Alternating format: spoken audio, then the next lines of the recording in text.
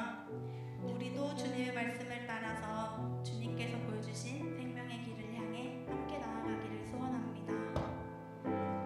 주가 보이신 생명의 길 찬양하시겠습니다.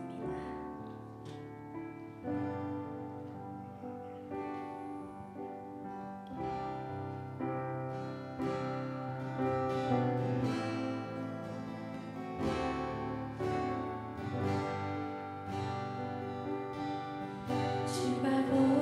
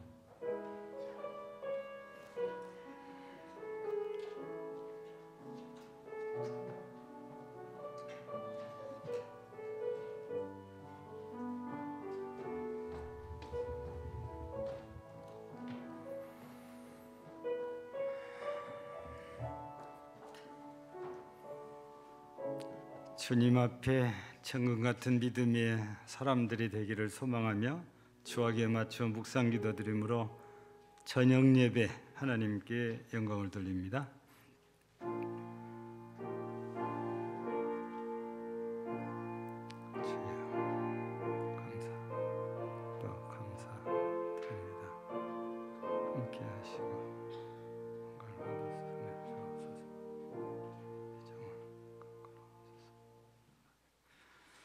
전능하사 천지를 만드신 하나님 아버지를 내가 믿사오며 그의 위아들 우리 주 예수 그리스도를 믿사오니 이는 성령으로 잉태하사 동정녀 마리아에게 나시고 본디오 빌라도에게 고난을 받으사 십자가에 못 박혀 죽으시고 장사한 지 사흘 만에 죽은 자 가운데서 되살아나시며 하늘에 오르사 전능하신 하나님 우편에 앉아 계시다가 저리로서 산자와 죽은 자를 심판하러 오시리라. 성령을 믿사오며 거룩한 공예와 성도가 서로 교통하는 것과 죄를 사하여 주시는 것과 몸이 다히 사는 것과 영원히 사는 것을 믿사옵나이다. 아멘. 308장 찬송드립니다.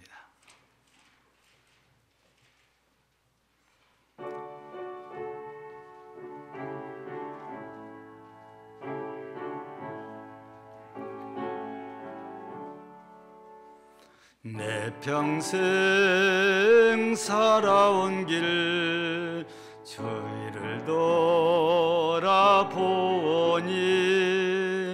걸음마다 자욱마다 모두 죄뿐입니다. 우리 죄를 사하신 주의 크시니 골고다의 언덕길 주님 바라봅니다. 나같이 못난 인간 주님께서 살리려 하늘나라 영광 보자 모두 버리시었네.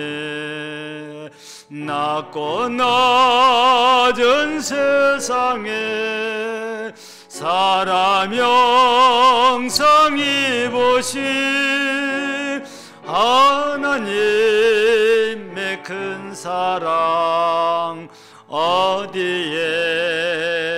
견주리. 예수님 나의 주님 사랑의 주 하나님 이제 나는 예수님만 높이면서 살겠네.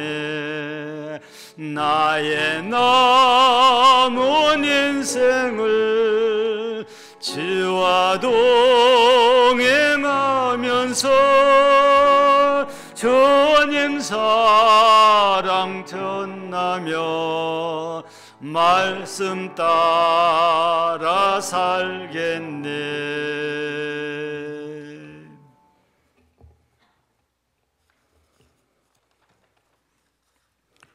주의 날개로 감싸주셔서 인생의 휴식의 품이 되어주시는 하나님 아버지, 오늘도 거룩한 성회로 모여 하나님의 인자하심을 찬양하며 감사할 수 있는 복을 허락하시니 감사합니다. 정하여 드린 오늘 예배를 기쁘게 허명하여 주옵시고 이 시간 주님께 올리는 우리의 찬양과 기도에 응답이 있는 예배가 되게 하옵소서. 치유가 있는 예배가 되게 하옵소서. 회개함을 받는 예배가 되게 하옵소서. 성령의 감동과 감화가 충만한 예배가 되게 하옵소서.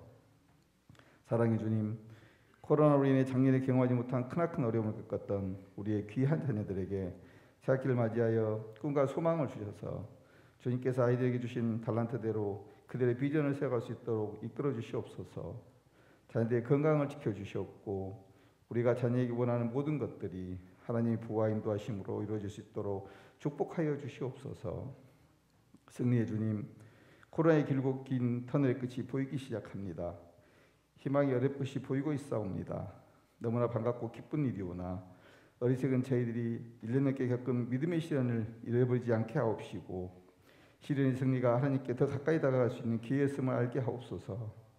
같이 숨쉬며 같이 먹으며 같이 교제하는 이 모든 일상들이 하나님의 부활에 우리에게 줬던 소중한 선물이었던 것을 잊지 않게 하옵소서. 주의 주님, 육체적으로 영적으로 병들어 고통받고 있는 성도들이 있사옵니다. 그들을 하루속히 치유하사 하나님의 권능을 알게 하옵시고 건강한 몸과 마음으로 기쁜 찬송과 기도를 하나님께 드릴 수 있도록 하옵소서. 말씀을 두고 단위에 서신 목사님을 축복하사 저희의 심령이 하나님의 은혜로 충만케 하옵소서. 저희를 십자가의 사랑으로 구속해 주신 예수 그리스도 이름으로 기도합니다. 아멘.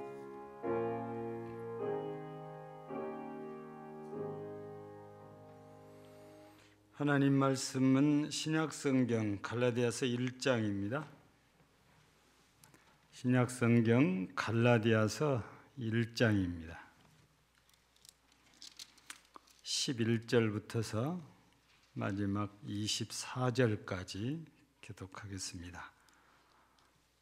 신약성경 301쪽이나 2쪽 되겠습니다. 11절에서 1장, 11절에서 마지막 24절까지입니다. 형제들아, 내가 너희에게 알게 하노니 내가 전한 복음은 사람의 뜻을 따라 된 것이 아니니라.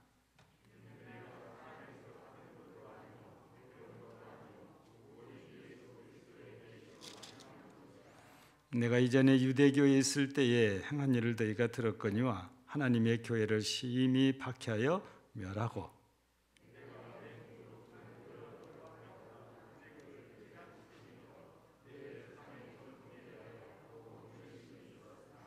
그러나 내 어머니 태로부터 나를 택정하시고 그의 은혜로 나를 부르시니가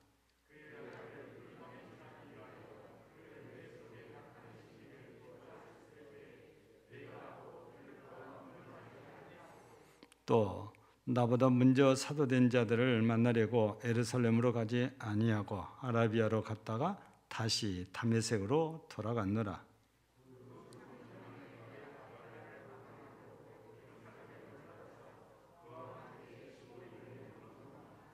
주의 형제 야고보 외에 다른 사도들을 보지 못하였노라.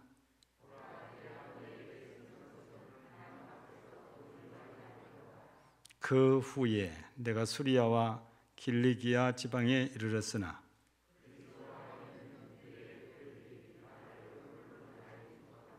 다만 우리를 박해하던 자가 전에 멸하려던 그 믿음을 지금 전한다함을 듣고 나로 말미암아 하나님께 영광을 돌리니라.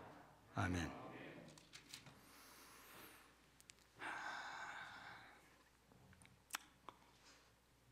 우리나라 복음, 즉 기독교 성장의 과정들을 잠깐 보면 우리 6.25 직후라고 우리가 이제 표현을 하는데 그때가 이제 50년대, 60년대 가장 좀 힘들었던 때잖아요. 근데 이때가 가장 활발했던 또 그 이후 70년대까지도 활발했던 게 부흥입니다. 예, 우리나라 교회 부흥에 굉장히 큰 획을 그었던 것이 부흥이에요. 그때 당시는 정말 우리 교회 남의 교회가 없어요. 이웃 교회가 부흥하면은 아예 그냥 보따리 싸들고 가서 은혜를 받으려고 애를 썼던 시대지요. 근데 80년대부터서는 부흥회도 하지만 성경 공부가 굉장히 부흥을 이루었던 시절이지요. 그게 1980년대, 90년대까지는 성경 공부가 주류를 이루었지요. 근데 이 1990년대 후반에 접어들면서 우리 한국 교회 성도들 숫자가 1000만이란 말이 이렇게 나올 정도로 엄청난 부흥을 이루었거든요. 거기에다가 경제 성장을 이렇게 이루면서 교인들도 생활의 여유가 생기기 시작했어요. 교인들이 생활의 여유가 생기니까 교회도 경제적으로 굉장히 전과는 다르게 부유하다라고 말할 수 있을 정도로 풍성해져서 해외 선교사 파송이 굉장히 활발하게 이루어졌던 게 1900년대, 2000년대라고 이렇게 볼 수 있거든요. 근데 1900년대 후반에서부터 새롭게 시작하는 것이 뭐냐면 교회 안에 프로그램이라는 것을 도입을 시작을 합니다. 그 프로그램이라는 것이 그냥 단순히 성경을 가르치는 그런 프로그램이면 제가 여기서 말을 굳이 할 필요는 없지요. 이 성경 공부보다는 다른 프로그램이지요. 그게 가장 많이 지금까지도 저한테도 종종 연락이 오는 게 상담입니다. 예. 그래서 이 상담은 심리학하고 깊은 관계가 있잖아요. 그래서 이 미국 같은 경우는 아예 목사님들의 거의 대부분이 상담사 자격증을 다 갖고 있습니다. 심리학을 해서. 그래서 미국 사회에서는 이 사건 사고가 발생하면 의무적으로 50시간, 100시간 상담을 받도록 해. 법적으로. 판사가 그렇게 판단을 내리고, 우리나라 같은 경우도 이 성범죄자들에게 80시간 성교육 프로그램에 참여해서 교육을 받도록 판사가 판결을 내릴 때 첨부를 해놓거든요. 미국은 이 상담을 거의 대부분이 목사님들이 주로 하십니다. 이게 우리나라에도 들어왔지요. 그래서 이웃교회도 어디 보면 이 치유 상담 해가지고 교회 옆에 사무실까지 이렇게 내놨죠. 저도 이 상담과 관련된 자격증을 여러 가지 이렇게 받아놓긴 했어도 사용을 해본 적은 없습니다. 근데 왜 이렇게 상담이 이렇게 발전하냐면 먹고 살만하면서 전에하고 달라진 게 갈등이 많이 생겨요. 그래서 부부간의 갈등도, 가족끼리 자식과 부모의 갈등도 생겨요. 시댁들과 갈등도 생기고, 친구하고 갈등 생기고, 직장에서 동료들하고도 갈등이 생기고, 우리가 살다 보니까 갈등이라는 게 많이 생겨서 마음이 굉장히 피곤한 분들이 많이 생겼죠. 그래서 이분들의 필요를 채워주기 위해서 이게 상담 프로그램들이 굉장히 많이 발전을 이렇게 했었죠. 근데 그 자체를 우리가 무조건 나쁘다 이렇게 비하시키거나 비난할 필요는 없는데요. 왜냐하면은 그게 전도하는데 조금이라도 도움이 됐으니까. 제가 여기서 말씀드리려는 그 자체를 무조건 이거 아니다, 나쁘다 그런 얘기를 하려고 하는 것이 아니고, 아무리 그런 프로그램들이 좋아도 교회의 본분은 복음 전하는 거잖아요. 이 복음 전하는 것보다 그것이 우선시 된다면 이건 좀 문제다. 그 얘기를 들려가는 거죠. 그거 필요하니까 교회에서 할 수도 있어요. 근데 복음보다도 그게 앞서 버리면 교회의 본질에 문제가 생겨나잖아요. 예. 그래서 우리 현대 교회는 규모가 커지면 커질수록 이런 프로그램들을 많이 도입을 이렇게 하는 경향이 있지요. 근데 이것이 좋아도 복음보다 앞서면 안 된다. 이런 얘기입니다. 저도 고백을 하면 그래요. 벌써 10년도 더 됐지요. 이 노인복지하고 지역 아동센터를 하려고 했던 때가 있었어요. 예. 그것 때문에 교육을 다 받았었고, 때마침 선배 목사님이 타 지역으로 이렇게 가시면서 이 노인복지센터하고 아동센터를 저보고 그냥 인수를 받으라고 그래요. 처음에는 돈을 달라고 그러더니 나중에는 그냥 시에서 다 허가 받아놓은 것을 그냥 그대로 이름만 갖고 가서 사무실만 있으면은 할 수 있는 거예요. 그리고 이미 노인복지센터에는 케어하는 분들이 있고 활동하는 복지사들이 있으니까 뭐 크게 문제는 없고, 또 우리 교회도 그때 그런 것들 때문에 교육을 받기도 했었습니다. 근데 그렇게 고민하고 있던 차에 이 지역은 아닌데 타 지역에서 아동복지센터를 운영하는 목사님이 구속되는 사건이 발생을 했어요. 이게 왜 그러냐면 시설장이 목사님이 되어 있고 교사를 한 분 채용을 해서 아동센터를 이렇게 운영을 했는데, 이 교사가 목사님하고 의논도 안 하고 자기 마음대로 운영을 했던 것이, 원래 이 지역 아동센터를 하면 3만 원까지 돈을 받을 수 있어요. 1인당. 그 이상 받으면 불법이었어요. 지금은 모르지만. 근데 이 교사가 시설장인 목사님하고 의논 없이 6만 원을 받아버린 거예요.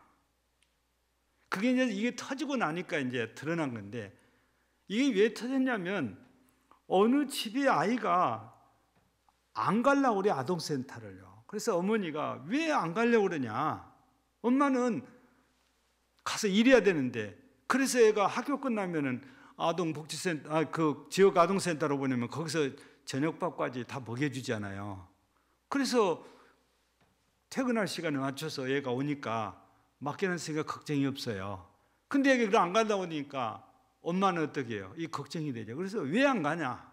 가라니까 엄마 안 갈 거야. 안 가고 싶어. 가기 싫어. 그래서 자꾸 물었더니 때린다는 거예요. 그래서 그분이 교회에서 하는 아동센터인데 어떻게 때릴 수 있냐 가지고 애를 보내놓고 이 애 엄마가 진짜로 감시를 해보니까 이 선생님이 진짜 때린 거예요. 그래서 이제 항의가 들어갔고, 항의를 하다 보니까 말을 안 듣어서 그랬다니까. 그래도 그렇지 어떻게 애를 때리냐. 근데 이것이 하나가 문제가 터지니까 다른 것도 터진 것이, 바로 이제 3만 원 받아야 될 것을 6만 원 받은 것이 또 터지니 이게 이제 고발이 돼 버린 거예요. 근데 책임자가 목사님이다 보니까 목사님이 끌려가게 된 거거든요. 그래서 목회에 전념하는 것이 목사가 본분에 충실한 것보다, 그게 참 지역적인 일이잖아요. 그것도 해서 유익해요. 그런 이 아동센터 해가지고 전도할 수 있으니까 뭐 과목 봐주면서 10분, 20분 우리가 복음을 가르칠 수 있잖아요. 그래서 이런 기회를 얻기 위해서 교회들이 이런 걸 하는 건데, 이게 문제가 발생하니까 참 복잡해요. 그리고 시나 나라에서 지원을 받으면 돈이 영수증 첨부가 안 되면 횡령이 돼버려요. 이게 그냥 좋은 마음으로 영수증 없이 싸게 사갖고 애들한테 밥도 해주고 그랬는데 영수증이 없으면 그건 횡령이 돼버린 거예요. 그래서 이게 보통 사람이 이렇게 하는 게 아니구나 싶어서 노인복지센터도 지역아동센터도 안 한다고 그래버렸어요. 아마 그걸 지금 했으면 아무 말이 없어서 우리 교회도 노인복지센터가 굉장히 활발하게 제가 갖고 왔으면 이 금당 지역에서는 제일 처음 사무실이 생기는 거예요. 없었으니까. 지금은 막 여기저기 막 사무실이 여러 개 있잖아요. 예. 요양보호사들이 지금 거기에 속해서 일을 하고 있잖아요. 그래서 제가 이게 목사가 말씀 전파하는 것보다 뭘 하나 해놓으면 자꾸 신경이 가잖아요. 시간을 뺏기고 마음을 뺏길 수 있어요. 그래서 제가 안 해고 나는 목회만 전념해야 되겠다 해서 아깝지만 그걸 제가 포기를 했어요. 그러니까 교회는 아무리 좋은 게 있어도 그것이 복음보다 우선하거나 앞서거나 이러면 안 된다고 말입니다. 복음이 항상 우선해야 되는 게 교회라는 것이거든요. 오늘 우리가 이 갈라디아서를 이렇게 보았는데 이 바울 사도에 대한 얘기가 쭉 이렇게 소개되어졌잖아요. 예. 그래서 오늘 우리가 이 바울 사도 얘기를 우리가 보면서 우리가 몇 가지 질문을 우리가 스스로 던지면서 우리가 말씀을 좀 나누려고 하는 것입니다. 첫째는 드리는 질문이 바울 사도가 계시란 말을 쓰지 않아요? 12절에 보면 오직 예수 그리스도의 계시로 말미암아 된 것이다. 바울 사도는 예수 그리스도로 계시를 받아서 지금 복음을 전하고 있다 그 말이거든요. 그러면 우리들 스스로가 한번 질문을 해요. 나는 계시를 받았는가? 지금 바울 사도는 계시 받았다는 거거든요. 그럼 우리들 스스로가 나는 계시 받았나? 근데 우리나라 정서에서는 계시 받았다고 그러면은 무슨 생각들을 주로 할까요? 환상을 봤다 그 말이에요. 특별한 꿈을 꿨다. 아니면은 영음, 즉 하나님의 음성을 들었다. 주로 이런 것들을 많이 상상을 하게 됩니다. 물론 그것도 넓은 의미에서 계시라고 해서 틀리지는 않습니다. 그러나 그거는 개인적인 거예요. 지극히 주관적이고 개인적인 것이지 이것이 보편적인 것은 아닙니다. 누구나 하나님의 음성을 듣고 누구나 그런 특별한 꿈을 꾸고 누구나 환상을 보는 것 아니다 그 말이에요. 우리들이 이 바울 사도를 통해서 이렇게 이 계시를 받았을까? 나는 계시를 받았을까? 이거를 질문을 던지면서 우리가 말씀을 좀 이렇게 생각을 해보면은 바울 사도는 분명히 예수 그리스도로 말미암은 계시를 받은 사람이에요. 그래서 그 계시를 나타내기 위해서 주의 복음을 지금 전한다는 그런 말씀이거든요. 근데 계시라는 것은 문자 그대로 하면 나타내지는 것입니다. 이게 보여지는 것. 조금 설명을 더 붙이면 내가 무언가를 알려고 노력하고 연구해서 그걸 찾아낸 것이 아니고 복음이라면은 복음의 계시라면 복음의 주인 되신 하나님이 보여줘야 깨우쳐줘야 나타내줘야 내가 깨우받을 수 있고 볼 수 있다고 말해요. 계시라는 것은 그런 의미예요. 내 노력으로 이렇게 되어지는 것이 아니고 하나님께서 나타내 주셔야 돼요. 우리 요한 계시록이라 하잖아요. 왜 여기에 계시라는 말이 들어갑니까? 우리가 요한계시 읽어보니까 하나님께서 천사를 통해서 요한을 불러가지고 보여줘요. 그걸 환상 가운데 다 보여줍니다. 그래서 이 사도 요한이 보고 그거를 적으라니까 적어놓은 것이 요한계시록이에요. 그 계시라는 것은 사람의 노력으로 무언가 나타나는 걸 보여주고 깨달은 것이 아니고 하나님께서 하나님의 주권으로 보여주실 때에 보여진 것, 알아지고 깨달아진 것, 이것이 바로 계시다 이 말씀이거든요. 그래서 계시는 내가 절대 만들어낸 것도 아니고 내가 노력해서 깨닫거나 본 것도 아니라 하나님께서 보여주신 거지요. 그래서 바울 사도는 여기에서 사람의 뜻을 따라 된 것이 아니라고 그래요. 예수 그리스도의 뜻을 따라 하나님의 뜻으로 말미암아 된 거예요. 자기가 사도된 것도 그러고 이 복음을 전한 것도 역시 마찬가지다. 이 말씀을 우리에게 하고 있거든요. 그러니까 계시를 우리가 깨닫는 것은 내 공로, 내 의지 이게 전혀 상관이 없어요. 1%도 거기에 개입이 안 됩니다. 내 힘이 아니에요. 오로지 하나님께서 은혜로 나에게 보여주시는 거지. 그러면 제가 질문을 들을 때 바울 사도가 자기 계시 받았다고 그랬으니까 그러면 우리는 계시를 받았나? 여러분들이 혼돈이 좀 있을 거예요. 근데 우리는 이 시간에 이 부분에 대해서 확실하게 알아야 돼요. 여러분, 성경을 보면 예수님을 우리가 주님 그렇게 부를 수 있는 것은 누구 때문이죠? 성령이잖아요. 성령이 아니고서는 우리가 예수님을 주라고 부를 수가 없다고 그래요. 그러니까 예수님이 주라고 우리한테 깨우쳐 주시니까 내가 공부해서 된 것이 아니고 성령 하나님이 그걸 나한테 깨우쳐 주신 거예요. 그래서 내가 예수님을 주님 그렇게 부른 거잖아요. 여러분, 고린도서 1장 18절 보면 십자가의 도에 대해도 깨닫지 못한 사람들은 그래요. 그 미련한 거다 그래요. 근데 구원 얻은 우리들은 그게 뭐예요? 하나님의 능력이라고 그러잖아요.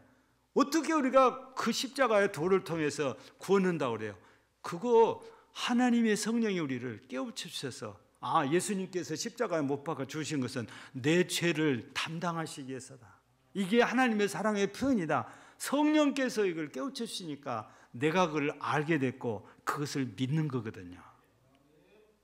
그래서 우리가 구원받았잖아요. 그래서 우리가 구원받았다라고 생각한 사람은 다 계시를 받은 사람들이에요. 이 깨달음의 계시를 누구나 다 받았다는 것이죠. 그러나 우리가 또 한 가지 이 계시라고 바울 사도가 지금 말하는 계시하고는 차이가 있어요. 왜냐하면 이 바울 사도의 계시는 성경이 됐잖아요. 그죠? 우리가 뒤에 보면 바울 사도가 디모데에게 보낸 서신서, 특별히 후서 3장에서 보면은 이 성경이 어떻다는 것이죠? 15절에서 성경은 하나님의 감동으로 된 거라고 말했지요. 근데 그때 사도들과 선자들 통해서 하나님이 감동시켜 주신 것은 우리가 지금 보고 있는 이 성경이 됐어요. 이걸 정경이라고 그러잖아요. 근데 우리는 지금 아무리 계시를 받았다고 해도 그게 성경이 되지는 않습니다. 그게 차이예요. 도리어 내가 계시를 받았다고 해도 그 계시가 진짜인지 가짜인지 이 성경을 통해서 검증을 받아야 돼요. 이 성경에 맞지 않으면 그거는 진짜 계시 아니에요. 성경과 맞아야 그게 진짜 계시입니다. 그래서 바울 사도가 받았다는 계시와 우리가 받은 계시는 똑같은 게 아니에요. 그러면 우리가 받은 계시와 뭐가 다릅니까? 우리는 이미 하나님께서 선지자와 사도들을 통해서 준 이 계시를 조금 더 밝게 깨달아지는 거지 새로운 계시를 받는 게 아니다고 말이에요. 그래서 전문적인 이 신학적인 용어로는 조명이라는 단어를 써요. 성경이 우리가 더 밝히 깨달아지도록 조명해 주신다. 이 조명은 저걸 조명이라고 하잖아요. 밝혀주는 거.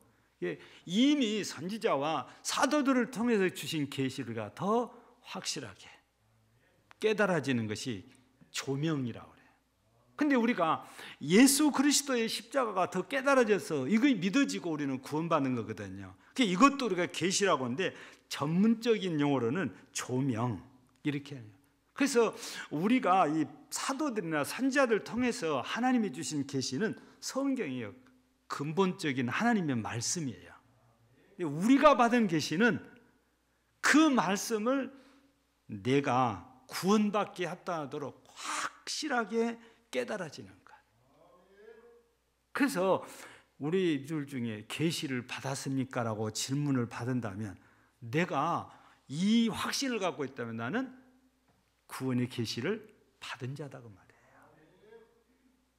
내가 계시 못 받은 사람처럼 난 바울 사도처럼 환상을 본 적도 없고 뭐 이런 음성을 들은 적도 없고 나 계시 받은 적 없다는데 아니에요. 말씀이 깨달아지고 내가 구원의 확신을 갖는다면 이분은 조명에 가까운 계시를 받았다. 이 넓은 의미에서는 조명도 계시로 분류를 한다고 말이에요. 그래서 오늘 저녁에 계시를 받았습니까? 라고 하는 질문은 바울 사도 선지자들이 받은 그 계시가 아니고 구원받게 합당한 말씀을 깨닫는 그런 계시를 말한다고 말이에요. 그래서 우리는 그 계시를 받은 자여야 돼요. 확신을 우리가 이제 가져야 되는 거죠. 두 번째는 그 우리가 보면 이 계시를 받았다면 그건 복음을 우리가 받은 것인데, 그럼 우리가 복음 받았으면 그 복음이 합당하게 살고 있냐? 그런 질문을 우리가 해야 돼요. 왜냐하면 바울 사도는 이 계시를 받고 이 복음을 받은 뒤에 이 복음을 합당하게 살기 위해서 애를 많이 쓰는 모습이 보여지는데, 오늘 성경에서는 이 계시를 받고 나서 간 데가 어디예요? 이 사람이 어디로 갔어요? 여기 17절이죠. 17절에 보니까 아라비아로 갔다가 다시 다메섹으로 돌아갔노라. 그리고 다시 예루살렘으로 가요. 뭐 때문에 이렇게 돌아다니냐 하세요? 계시를 받았어요. 하나님께. 그 계시, 즉 복음을 받은 자로서 복음에 합당하게 사는 것이 이 복음을 전하는 거다 그 말이에요. 그래서 아라비아에 가서 이 복음을 전하고, 자기가 부름받았던 장소인 다메섹에 와서 또 복음을 전하고, 이제 사도들을 만나고 싶으니까 예루살렘에 올라갔는데 야고보만 만났다는 거예요. 처음에는. 뒤에 우리가 사도행전에서 보면 누가 다른 사도들하고 만나게 해줍니까? 바나바가 해주지 않아요. 그래서 게바하고도 악수를 한다고 그래요. 즉 베드로지 않아요, 게바가. 그리고는 이 바나바에 의해서 어디로 초청을 받았어요? 안디옥교로 초청을 받아서 안디옥에서 함께 복음을 전하고 가르치다가 하나님의 성령께서 바나바와 바울에게 안수해서 보내라고 해서 보낸 것이 선교사로 간 거잖아요. 그래서 계속 복음에 합당한 이런 삶을 살기 위해서 힘쓰고 애쓰고 노력하는 모습이 전도하는 데서 바울에게는 보여져요. 그래서 바울 사도가 가는 곳곳마다 복음을 받아들이고 하나님께 영광을 돌리는 일들이 생겨요. 그래서 오늘 우리 말씀 가운데 보면 마지막 24절에 나로 말미암아 하나님께 영광을 돌리니라. 이거는 바울 사도가 복음에 합당하게 살려고 얼마나 힘쓰고 애썼는지 여러 지역을 찾아다니면서 복음 전하는 데서 우리가 엿볼 수 있어요. 여러분, 우리가 바울 사도를 통해서 보니까 단순히 말씀을 깨닫는 것만이 아니고 부름받는 것도 사명을 받는 것도 전부 다 하나님의 뜻이에요. 하나님의 주권적인 역사입니다.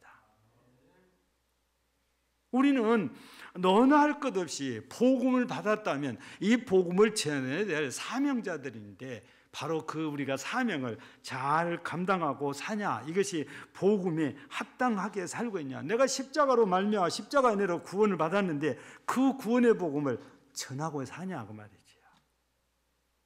만약에 내 노력으로 이걸 받았다면 해도 되고 안 해도 되고 누가 뭐라 할 수 없어요. 그런데 하나님께로부터 그냥 거저 은혜로 받았으면 우리가 받은 것을 나누는 것이 사명이다 그 말이죠. 여러분, 우리가 믿어지는 것은 내 노력이 아니라고 그랬잖아요. 그에 대한 말씀은 에베소서 2장 8절에 나와 있잖아요. 구원받는 이 믿음은 하나님께서 우리에게 선물로 주신 거라고 그래요. 그래서 우리가 십자가의 주님이 내 죄를 담당하신 분이라고 그게 믿어지는 거거든요. 우리가 이런 계시를 받았으니까 이 복음에 합당하게 살아야 되는 것인데, 그게 바로 이 계시 복음, 구원의 복음을 계속 전하면서 사는 것인데, 그게 우리가 복음에 합당한 살려고 애쓰는 모습이다 그 말이죠. 그러면 마지막으로 이 모든 것이 하나님의 은혜냐 그 말이죠. 예, 어떻습니까? 이게 하나님의 은혜입니까? 바울 사도는 고린도전서 15장 10절에서 그러잖아요. 자기가 다른 사도들보다 더 많이 수고하고 애를 썼다고 그래요. 근데 이게 내가 한 것이 아니고 주님이 한 거라고 하면서 오직 하나님의 은혜로다 그래요. 그러니까 바울 사도는 부름 받은 것도 사명을 받은 것도 일하는 것도 자기의 노력이 아니고 다 하나님의 은혜로 된 거다. 우리 베드로전서 4장 10절을 보면은 봉사하는 사람에 대한 얘기가 나와. 누가 봉사하려거든 하나님이 주신 힘으로 하는 것처럼 해라. 이 무슨 말씀입니까? 내가 힘쓰고 애를 써서 전도하고 섬기고 충성하고 봉사를 해놓고 나서 이거 전부도 주의 은혜입니다. 그래야 된다고 말이죠. 근데 이게 안 되는 경우도 있어요. 안 되는 사람이 있기도 해요. 그 사람이 누구냐? 모든 것의 판단의 기준이 자기가 될 때예요. 자기 기준이 안 맞으면 핀잔을 줘버리고 틀렸다고 그러고 그것밖에 못하냐고 그러고 이래 되면 자기가 이건 하나님의 은혜가 안 돼버린 거예요. 정말 우리가 이것이 하나님의 은혜라면은 내가 부름받은 것도 깨달은 것도 다 하나님의 은혜고 내가 섬긴 것도 전부 바울 사도처럼 하나님의 은혜로 됐다면 우리는 누구를 판단하는 자리에 있는 거 아니에요. 다 해놓고도 나는 무익한 종입니다. 그렇게 해야만. 성경이 그러잖아요. 주인하고 똑같이 들에 가서 일하고 들어왔어요. 근데 주인은 종이 갔다가 물 떠주니까 발 닦고 손 닦고 가만히 앉아서 밥 차려주고 기다리잖아요. 밥 차려주니까 밥 먹고 해서. 근데 종들 어떻게 해요? 같이 밥 못 먹어요. 근데도 이 종들은 저희는 무익한 종이라 할 일을 했을 뿐입니다 그래요. 그게 진짜 하나님의 은혜로 믿고 충성한 사람들이에요. 절대 나를 내세우지 않아요. 요즘 우리가 정말 조심해야 되는데 말하다가 보면 나도 모르게 나오는 말들이에요. 그래서 젊은 사람들이 저한테도 그래요. 절대로 하지 말란 말이 나 때는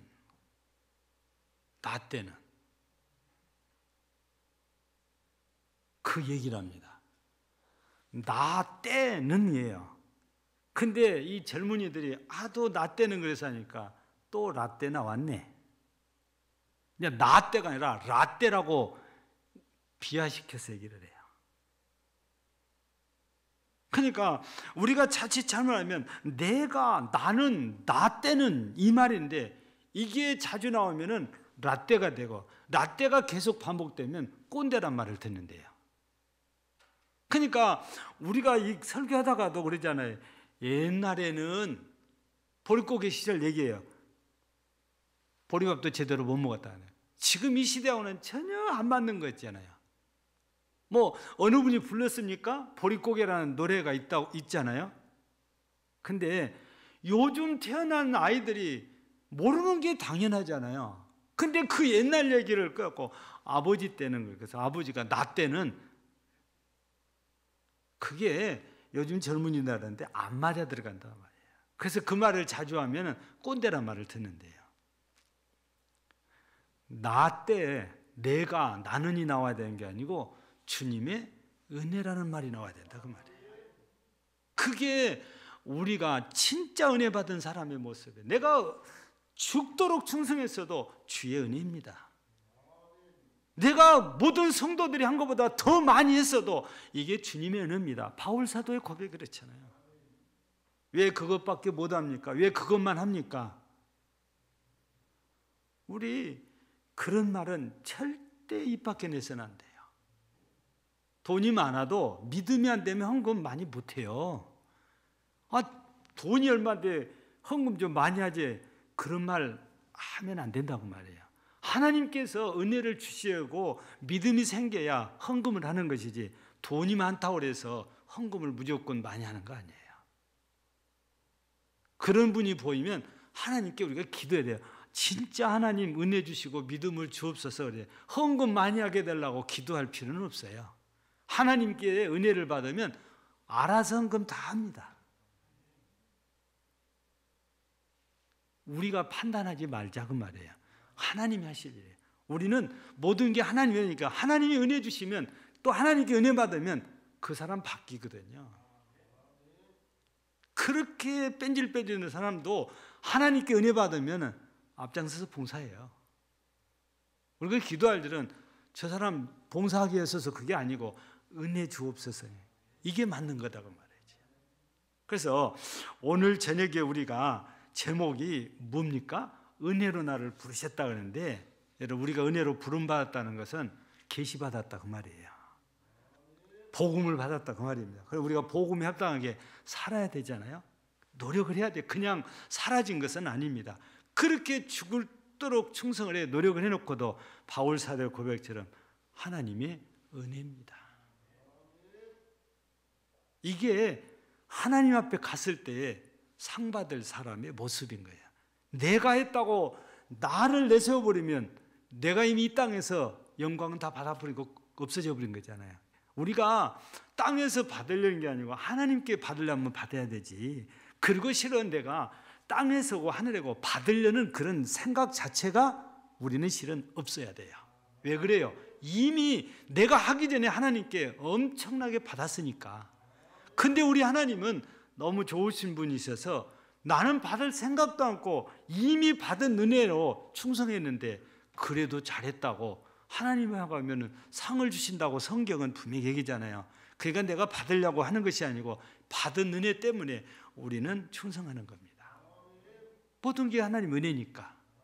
그래서 우리 금당제일교회 또 우리 모든 성도들이 너나 할 것 없이 나는 계시받은 자라는 확신 꼭 가지시기를 바라요.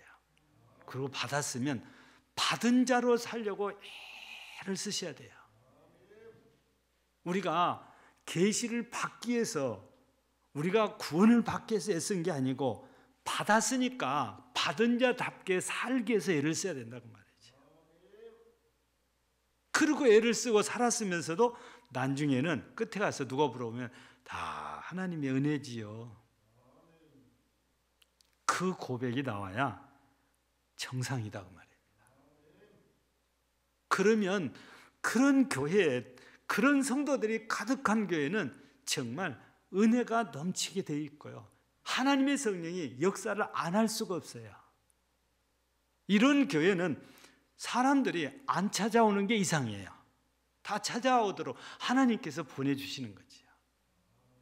그래서 우리가 은혜 받은 자답게 살아서 하나님이 보시고 사람들을 이곳에 보내주심으로 초대교회처럼 구원받은 자들이 많아지는 교회, 하나님의 나라가 확장되는 교회로 쓰임받는 우리 금당제일교회가 되고 우리 모든 교우들이 되어지기를 주의 이름으로 축복합니다.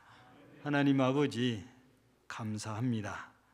낮에도 예배로 영광을 돌리게 하시고 저녁에도 예배로 영광을 돌리게 해주셔서 감사합니다. 이 저녁 시간에 우리는 바울 사도에게 주신 말씀, 또 바울 사도를 통해서 우리에게 주시는 이 말씀을 통해서 우리 자신을 돌아보며 우리도 확실하게 계시받은 자, 곧 구원의 복음을 받은 자임을 믿고 이제는 구원받은 자답게 계시받은 자답게 열심히 충성하고 헌신하여 하나님의 은혜로 된 것을 고백함으로 더 큰 은혜를 하나님께 힘입는 우리 교회와 모든 성도들이 되게 하옵소서. 예수님 이름으로 기도하옵나이다. 아멘. 310장 찬송드립니다.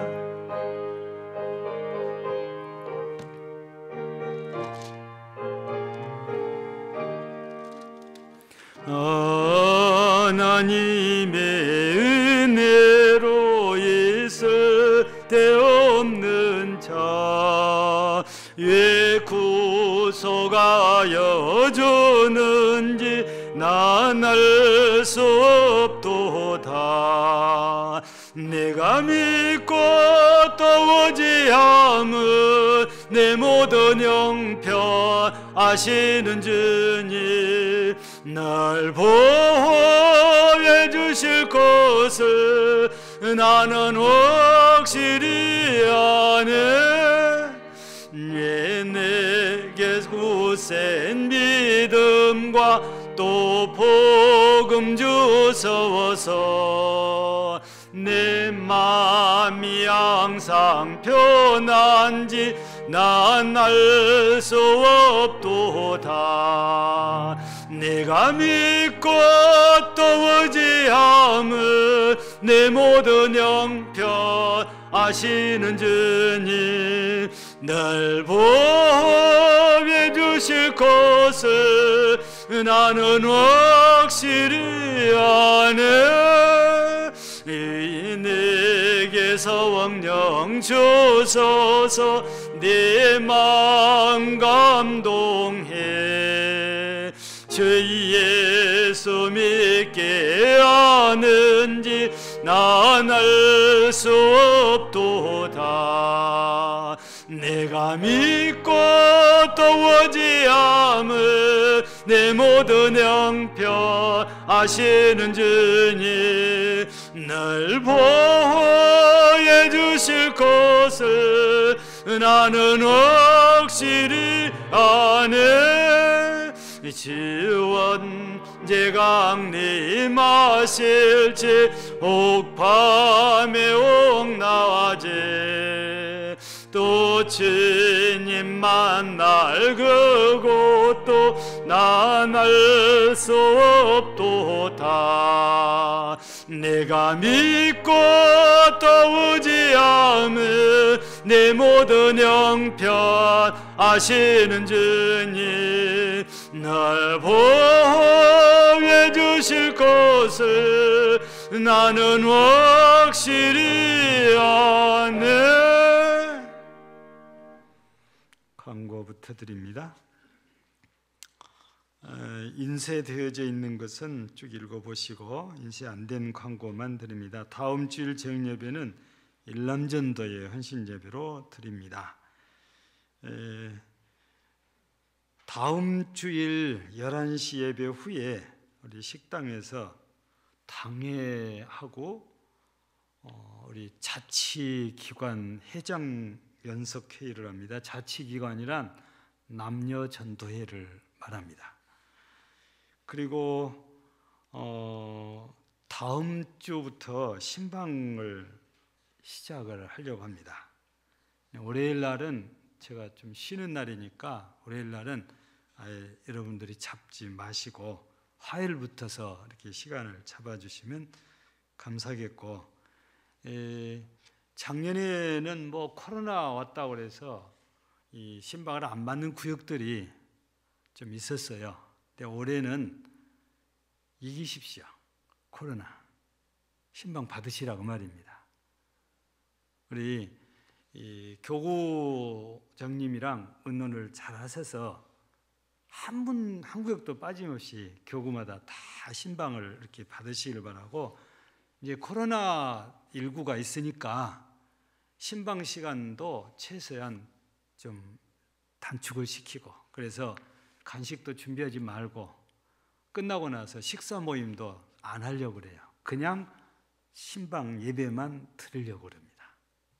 시국이 시국이니까 우리가 무시하고 이렇게 얘기하고 막 시간 보내다가 우리가 은혜가 안 되면 안 되잖아요. 그래서 지금처럼 마스크 끼고 예배 드리고 기도해 드리고 그냥 나오는 걸로 하려고 그러니까 다 구역마다 이렇게 다 꼭 받으시기를 바랍니다.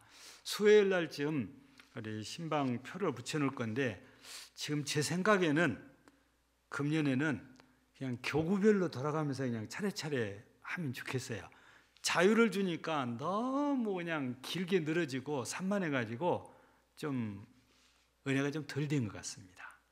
그래서 1교구, 2교구, 3교구부터 차례대로 이렇게, 올해는 어쨌든 간 좀 그렇게 하려고 하니까 여러분 적으실 때 앞에서는 1교구, 그 다음에는 2교구, 그렇게 아예 교구 안에서는 서로 바꾸고 뭐 순서를 이렇게 바꿔도 그렇지만 가능하면 교구 차례차례 넘어가도록 그렇게 여러분들이 적극적으로 협조해 주시고, 정 안 되는 구역이 있으면 교구장님을 통해서 저한테 말씀하십시오. 그러면 뭐 어쩔 수 없다면 뭐 우리가 부득불한 경우는 또 배려를 해야 되는데 가능하면 자기 교구할 때 해주시면 좋겠습니다. 예? 참고를 꼭 해주시면 감사하겠습니다. 우리 기도드립니다. 하나님, 저를 사랑하사 하나님 품으로 돌아오게 하심을 감사합니다. 범사에 감사합니다. 범사에 감사합니다. 성교원금 드립니다. 그리고 세력교회 은금도 드리고 주저은금 기관 회비 드립니다. 이 시간도 이렇게 하나님 앞으로 돌아올 수 있도록 은혜 주심을 감사하고 범사에 감사해서 예물 드리는 감사의 마음, 이 은혜를 기억하는 이 믿음 위에 크게 은혜를 더하시고 영광을 받으시옵시며 물질로 선교에 동참하는 가정 위에도 은혜를 더하여 주시고 세력교회 은금을 들여서 총회 사업에 동참하는 손길리도 은혜 주시고 주저은금 드리는 또 기관 회비를 드리는 모든 손길들 성도들마다 은혜를 베풀어 주시고 영광을 받으시옵소서. 병중에 있는 성도들에게 하나님의 능력의 손으로 만져서 치유하여 모두가 다 건강하게 하시고 우리 성도들뿐 아니라 성도들의 가족들에게도 동일한 은혜를 주옵시고 우리 교회가 섬기는 여러 위자리 교회들 위에와 선교지와 선교사 가정들 위에도 우리 주님 은혜 주시고 성령으로 역사하사 도우심으로 하나님의 나라를 함께 확장해가는 일에 동력하기에 부족함이 없는 그런 은혜들로 충만케 하시고 정말 어렵고 힘든 그런 위기를 맞고 있는 미얀마가 정말 변화되도록 하나님이 역사하시고 주관하여 주시옵소서. 오늘 또 이 시간까지 예배로 영광을 돌리기 위해서 함께한 우리 모든 성도들 그리고 섬기는 손길들 일일이 기억하시고 은혜 주시며 다시 또 생활전선 일터로 나갑니다. 하나님 직장, 사업장 어디에서 일하든지 하나님이 성령으로 함께하사 은혜가 넘치게 하옵소서. 감사드리옵고 예수님 이름으로 축복하고 기도하옵나이다. 아멘. 이제는 우리 구주 예수 그리스도의 은혜와 하나님 우리 아버지의 사랑하심과 성령의 감동감화 충만케 하시고 교통 교제케 하시는 은사가 오늘 또 하나님께 계시를 받은 자로 계시를 받은 자답게 살기 위해서 힘쓰고 하나님의 은혜라 고백하는 이를 원하는 모든 심령들 위에 영원토록 함께 있을지어다.